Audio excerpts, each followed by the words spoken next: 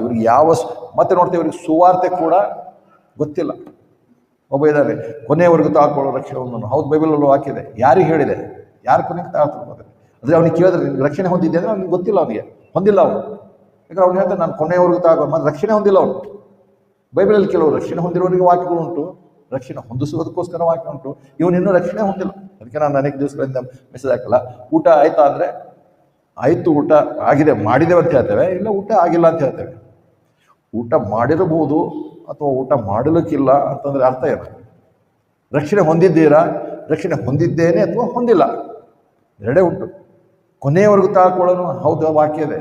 ಯಾರಿಗೆ ಹೇಳಿದೆ? ಯಾವಾಗ ಅದಾಗ್ತದೆ? ಆಯ್ತು, ಆದರೆ ವಾಕ್ಯ ಇದೆ. ಇವು ನಿನಗೇನಾಗಿದೆ, ನನಗೇನಾಗಿದೆ? ಈಗ ನಾನೇನು ರಕ್ಷಣೆ ಹೊಂದಿದ್ದೆ? ಇಲ್ಲ, ನಾನು ಕೊನೆಯವರೆಗೂ ತಾಳ್ಕೊಳ್ತಿದ್ದೆ ಅಂತ ಹೇಳ್ಬೇಕಾಗುತ್ತೆ. ಏನು ತಾಳ್ಕೊಳ್ತೀವಿ ಕೊನೆಯವರೆಗೂ? ಏನು ತಾಳ್ಕೊಳ್ಳಲು ಹೇಳಿದ್ದಾನೆ? ಯಾವ ಸಮಯದಲ್ಲಿ ಹೇಳಿದ್ದಾನೆ?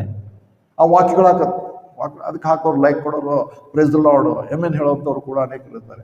ಅವರು ಬೈಬಲ್ ಓದಲ್ಲ. ಈ ಸುಳ್ಳು ಸೈತಾನ್ ಸೇವಕರನ್ನ ಹೇಳ್ತಾ ಇರ್ತಾನೆ, ಅದನ್ನು ಇವ್ರು ಕೇಳ್ತಾ ಇರೋದು.